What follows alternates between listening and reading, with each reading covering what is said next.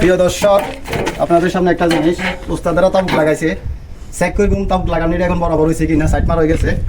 আপনাদেরকে দেখাই আসলে তাবুক লাগানো বরাবর হয়েছে নি। দিয়াই বিসমিল্লাহ, ফাটাটা ধরছে রে, মাশাআল্লাহ, বহুত বরাবর হয়েছে। দেখছেন নি উস্তাদেরা তাবুক লাগাইছে, সামনে করে দিয়াই ফাটা কদ্দুর হাত উর্ফিয়ার নিচে।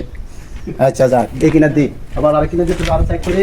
বিসমিল্লাহ দিয়া আছে দর্শকের দিয়া চাই। মাশাআল্লাহ মাশাআল্লাহ,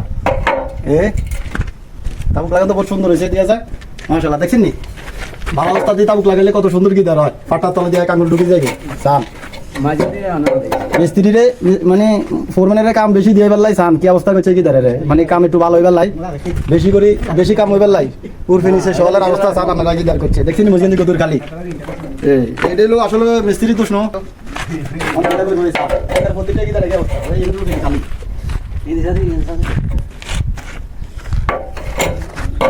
ও সুন্দর, এই উর্ফিতি খালি দেখছেন নি ইদার নমুনা আপনাদেরকে দেখালাম একটু।